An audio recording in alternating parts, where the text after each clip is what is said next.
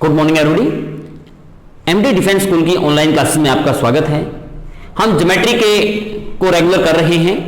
तो ज्योमेट्री में आज हमारा पार्ट है ट्रायंगल्स, त्रिभुजें। हम त्रिभुज की प्रॉपर्टीज के बारे में 2-3 लेक्चर्स वर्किंग होगी, उनके बारे में डिस्कस करेंगे। अच्छा लगे तो देखें और हमारा हौसला बढ़ाएं। तो टॉपिक है हमारा ट्रायंगल्स, मतलब त्रिभुज। त्रिभुज होती क्या है? जो 3 भुजाओं से घिरी हुई आकृति है उसे हम त्रिभुज या ट्रायंगल्स बोलते हैं। 3 भुजाओं से घिरी हुई बाउंडेड जो एरिया है उसे हम ट्रायंगल्स या त्रिभुज बोलते हैं। लाइक दिस, ये ए है, ये बी है, ये सी, ये इसको हम बोलते हैं वर्टेक्स। इस पॉइंट्स को बोला जाता है वर्टेक्स। वर्टेक्स, ये जो पार्ट्स होता है इसको बोलते हैं हम साइड्स, और ये जो पार्ट्स होता है हमें हमारा इसको बोला जाता है एंगल्स। एंगल हमारे 3 साइड से बाउंडेड जो एरिया है उसे हम ट्रायंगल्स बोलते हैं।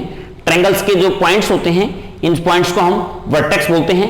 जो ये हमारी लाइंस हैं, ठीक है, ये साइड ऑफ ट्रायंगल होती हैं, और जो ये पार्ट्स है या ये है या ये है, ये हमारे एंगल होते हैं। हमें जो एंगल्स की बात आती है तो हम सबने पढ़ा है कि ट्रायंगल्स में angle A plus of angle B plus of angle C is equal to 180 degree. त्रिभुज के तीनों कोणों का योगफल 180 डिग्री होता है। त्रिभुज के तीनों कोणों का योगफल 180 डिग्री होता है। परंतु हमें ज्योमेट्री में, मैंने लास्ट में भी कहा कि क्यों होता है, हर पॉइंट पे आपके माइंड में होना क्वेश्चन मार्क, क्यों होता है, ठीक है। तो हर पॉइंट्स को प्रूफ करके देखें तो बढ़ेंगे तो और अच्छा समझ में आता रहेगा। तो हम इसकी प्रॉपर्टीज के बारे में बताता रहूंगा ट्रायंगल्स की, और हर कोशिश रहेगी कि हर प्रॉपर्टी का हम आपको सोल्व करके दिखाएं। सबसे पहले sum of the internal angles of triangles is equal to 180 degree. त्रिभुज के तीनों कोणों, अंत कोणों का योगफल 180 डिग्री क्यों होता है ये देखते हैं। देखिए प्रूफ में क्या होगा। ये आपकी एक ट्रायंगल है, मैंने ट्रायंगल की ए बी सी। प्रूव क्या करना है? प्रूव करना है angle A plus of angle B plus of angle C equal to 180 degree. ये हमने प्रूव करना था कि ये हमारा 180 है। तो मैंने क्या किया, जो इसके लाइन ए बी के एक पैरेलल सी ई एक लाइन ली। क्या लिया? हमने लिखा ए बी पैरेलल टू सी ई एक लाइन ली। लाइन ली क्योंकि हमने तो प्रूव करना था इनको। फिर मैंने इसको आगे बढ़ा दिया, इसको आगे बढ़ा दिया, इसका नाम P दे दिया समथिंग, ठीक है। तो जो प्रूव करना है हम उसको ही देखेंगे। तो क्या है, देखिए क्या है। तो हमारे पास ये था, हमने प्रूव करना था angle A plus B plus C equal to 180।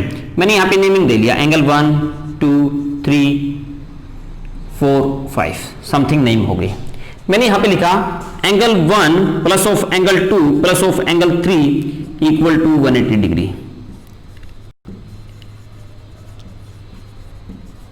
क्योंकि एक मैंने लास्ट वीडियो में बताया था, एक लाइन के ऊपर कितने भी एंगल्स हों उनका सम कितना होता है 180 डिग्री बाय लीनियर पेयर, रैखिक युग्म। तो हमारा यह रैखिक युग्म था। परंतु हमने कहा था कि मैं कहूं को 2 लाइंस पैरेलल हैं, 2 लाइंस पैरेलल हैं और 1 लाइन इनको इंटरसेक्ट करती है। तो this angle equal to this angle, because वही आर अल्टरनेट एंगल्स, बताया गया था अल्टरनेट एंगल्स। तो मैंने लिखा एंगल 4 इक्वल टू एंगल 2। मैंने लिखा एंगल 4 इक्वल टू एंगल 2। क्यों हुआ यह एंगल 2 इक्वल टू 4? जो भी आपने अल्टरनेट एंगल या एक अंतर कोण,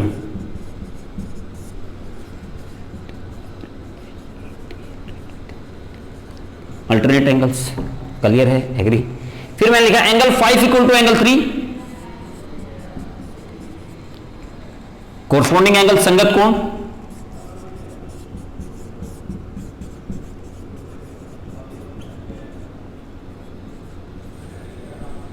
कोरस्पॉन्डिंग एंगल्स, एग्री है इस बात से।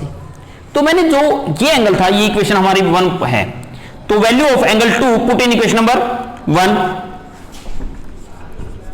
Value of angle 2 and angle 3 put in equation 1 में पुट कर दिया। एंगल 2 की वैल्यू क्या है 4 है, एंगल 1 को 1 रखा, 2 की वैल्यू 4 रख दिया, एंगल 3 की वैल्यू 5 रख दिया, इक्वल टू 180। तो मैंने फिर इनकी नेमिंग देखी। Angle 1 equal to belongs to C, angle C था। Angle 4 belong to A, angle 5 belong to B.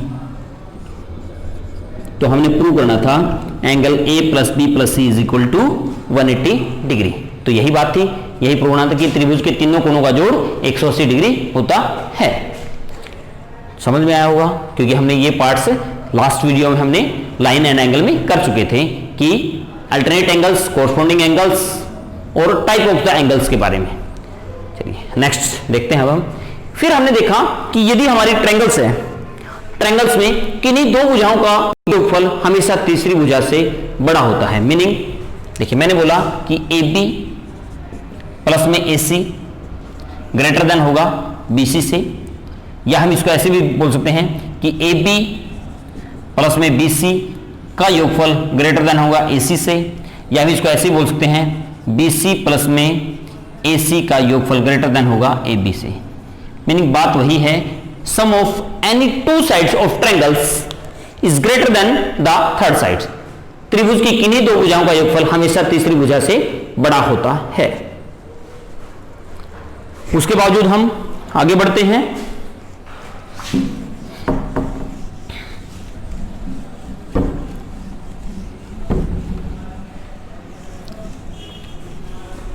उसके बाद ट्रायंगल्स में ही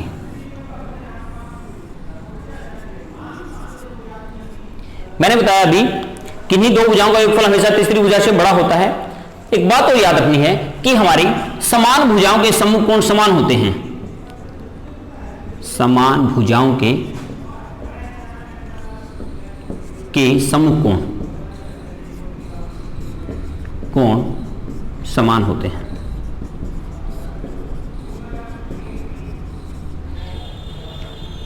equal sides opposite angles are equal sides मैंने बोला कि A B equal to A C, तो then angle B equal to angle C. A C का opposite angle B है, A B का अपोजिट एंगल सी है। समान भुजाओं के सामने के कोण, जैसे ए बी का सामने कोण सी है, ए सी के सामने कोण बी है, समान भुजाओं के सम्मुख कोण भी समान होते हैं। Equal sides opposite angles are also equal. समान भुजाओं के सम्मुख कोण समान होते हैं। फिर यदि हम इसी पॉइंट्स को यदि आगे बढ़ें, याद रखना हमें बड़े कोण के सामने की भुजा बड़ी। मीनिंग यदि आपका कोण बड़ा है, जैसे 90 डिग्री का एंगल होता है, 90 डिग्री का एंगल है तो उसके सामने हमेशा हाइपोटेन्यूज होती है। तो हाइपोटेन्यूज आपके बेस और परपेंडिकुलर से बड़ी होती है। वही बात मैं आपको बता रहा हूं, यदि आपका ऑब्ट्यूज एंगल ट्रायंगल है तो जो आपका ऑब्ट्यूज एंगल है उसके सामने की भुजा अदर टू से हमेशा बड़ी होगी। समान भुजाओं के सामने भुजाएं समान, बड़े कोण के सामने की भुजा बड़ी, या बड़ी भुजा के सामने का कोण बड़ा। समान कोणों के सामने भुजाएं समान, बात वही है। दोबारा रिपीट कर रहा हूं, ध्यान से सुने। मैंने बोला समान भुजाओं के सामने के कोण समान होते हैं और समान कोणों के सामने की भुजाएं भी समान होती हैं। ये इसका रिवर्स हो जाएगा। बड़े कोण के सामने की भुजा बड़ी, बड़ी भुजा के सामने का कोण बड़ा, छोटी भुजा के सामने का कोण छोटा, छोटे कोण के सामने की भुजा छोटी। ठीक है, नॉर्मल बात है। उसके बाद नेक्स्ट पॉइंट्स को देखते हैं हम। हमारी कोई भी ट्रायंगल्स है, कोई भी हमारी ट्रायंगल्स है,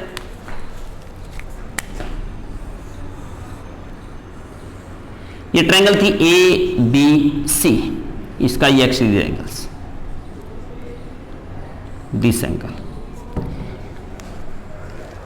exterior angle of a triangles is equal to the opposite interior angles sum।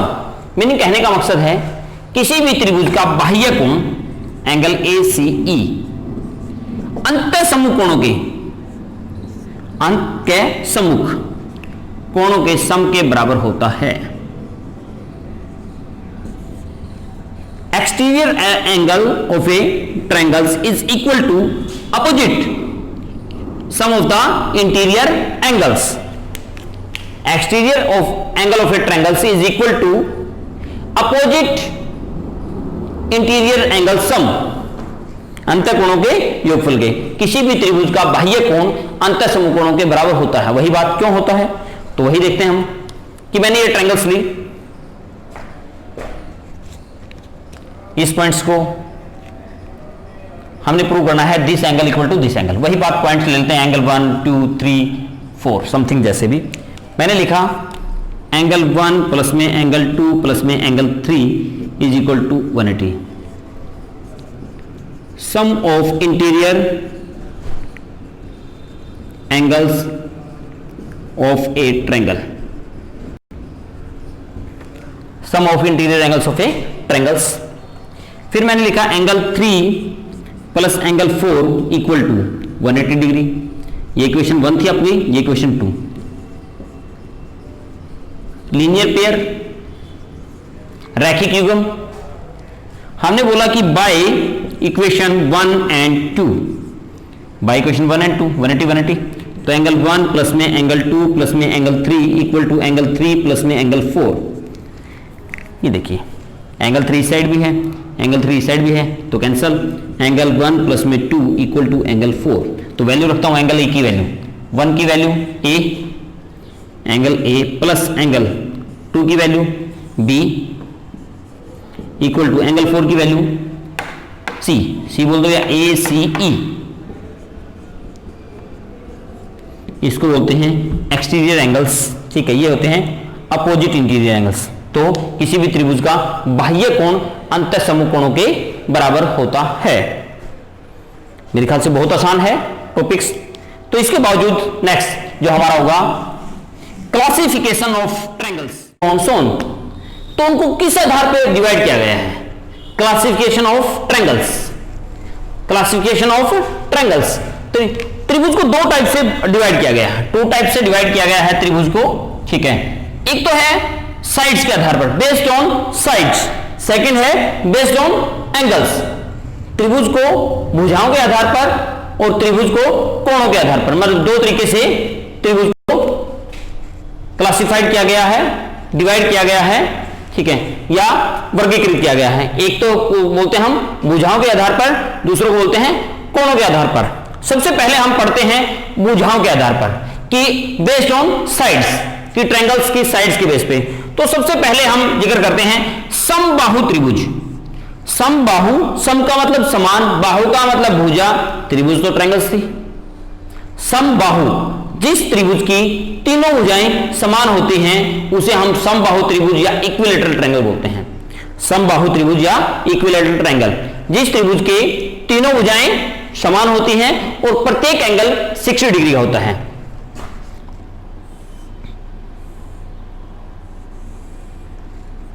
A B C, this side equal to this side equal to this, 60 on 60 on 60। Okay, उसके बावजूद हमारे पास क्या होता है? समबाहु त्रिभुज, जिस त्रिभुज की तीनों भुजाएं समान होती हैं, प्रत्येक अंतःकोण 60 का होता है, प्रत्येक कोण 60 डिग्री का होता है। यदि हम इस पे बात करें parameter, parameter of equilateral triangle,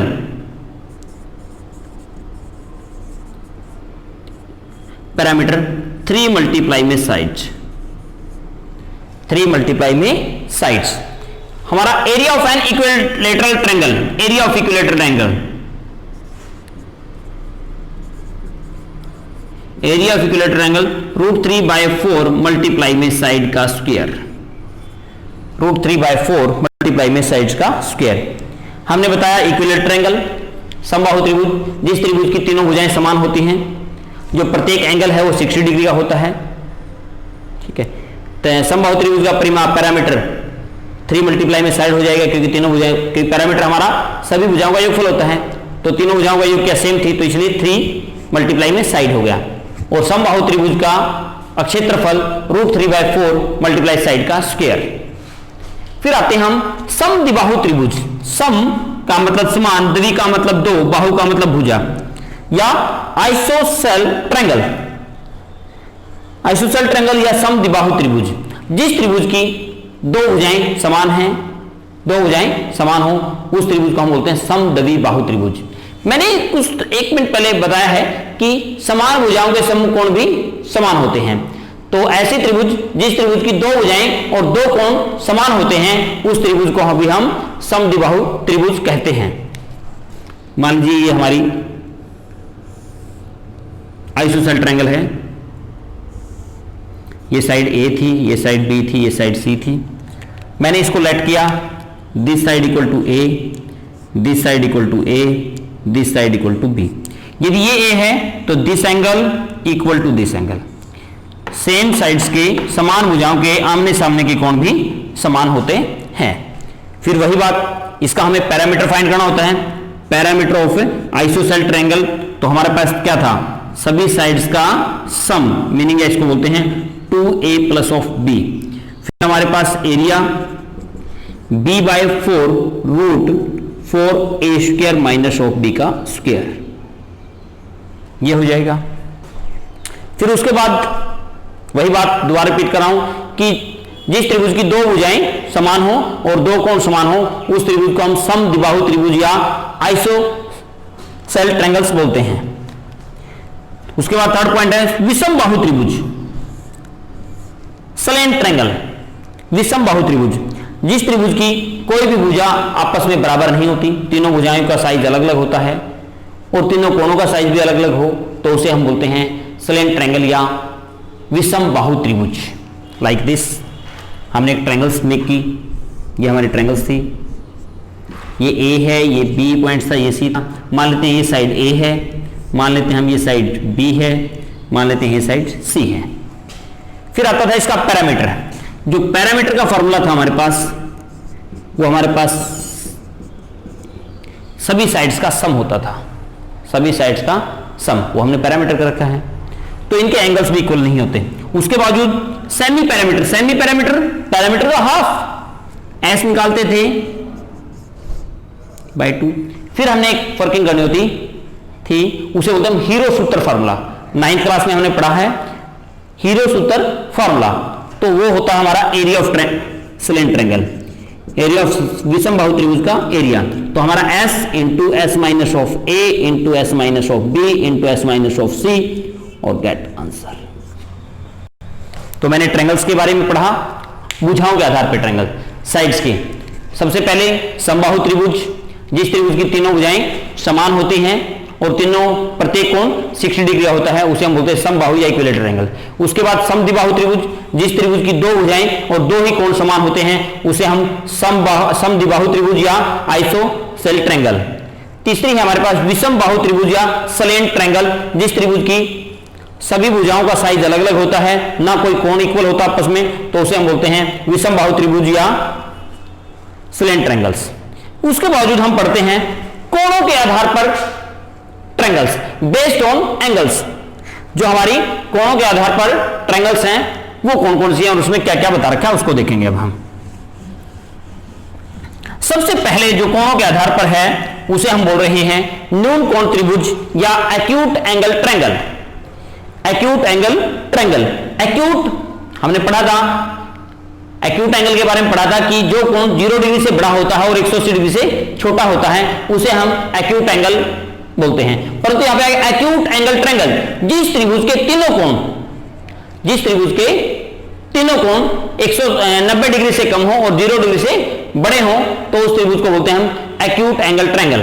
कोई भी आपका एंगल्स है, मान लीजिए ये ए बी सी था, कोई भी angle each and every 0 degree से बड़ा होगा एंगल ए, लेस देन होगा 90 से।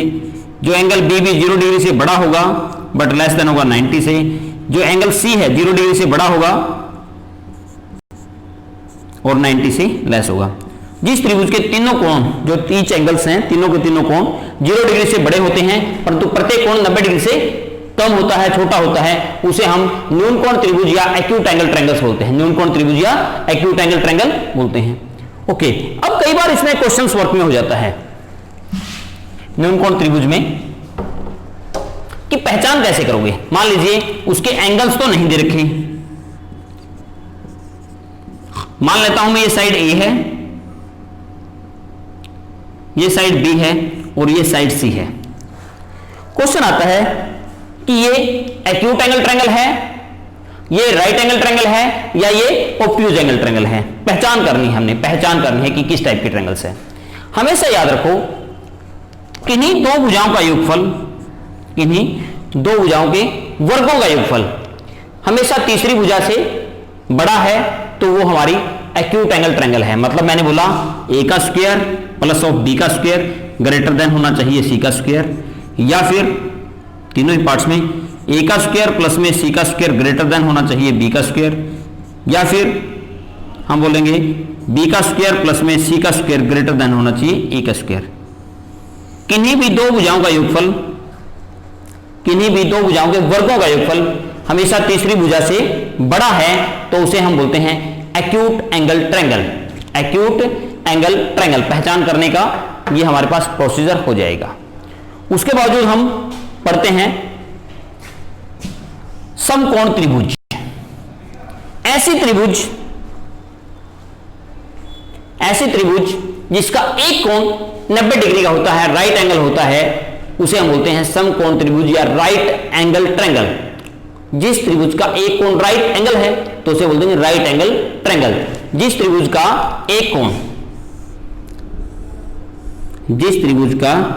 एक कोण हमारा राइट एंगल होता है उसे हम बोलते हैं राइट एंगल ट्रायंगल। किसी भी समकोण त्रिभुज में एक से ज्यादा 90 डिग्री का नहीं होता, सिर्फ एक ही हो सकता है, सिर्फ और सिर्फ एक ही हो सकता है समकोण त्रिभुज का राइट एंगल। हमेशा याद रखो जो 90 का एंगल है उसके सामने की भुजा को हम हाइपोटेन्यूज या कर्ण बोलते हैं। जहां पे दोनों एंगल्स नीचे वाले उसको बेस बी से रिप्रेजेंट कर लो, उसको हम आधार बोलते हैं। जो ये हमारा P4 परपेंडिकुलर या लंब बोल सकते हैं। तो हमने यहां पे एक पाइथागोरस थ्योरम भी पढ़ी हुई है। पाइथागोरस थ्योरम होती थी कि हाइपोटेन्यूज का स्क्वायर इक्वल टू होता है बेस का स्क्वायर प्लस ऑफ परपेंडिकुलर का square. Hypotenuse square equal to base square plus of perpendicular square, इसे हम बोलते हैं पाइथागोरस थ्योरम, पाइथागोरस प्रमेय। इसमें ये याद रखेंगे कि आपको मान लीजिए 90 एंगल का पता नहीं, 90 एंगल है या नहीं है, तीन साइड दे रखी हैं, तो उसमें एक बात याद रखिए, किसी जो आपके लार्जेस्ट साइड दिखाई देगी, लार्जेस्ट साइड्स का सम का, लार्जेस्ट साइड का जो स्क्वायर है वो इक्वल होगा अदर टू साइड्स के स्क्वायर्स के सम के इक्विवेलेंट, तो उसे हम बोल देंगे right angle triangle. Right angle triangle में hypotenuse square equal to base square plus में परपेंडिकुलर स्क्वायर, ये इसकी पहचान हो जाएगी। उसके बावजूद हम नेक्स्ट पहुंचते हैं अधिक कोण त्रिभुज या obtuse angle triangle. Obtuse angle triangle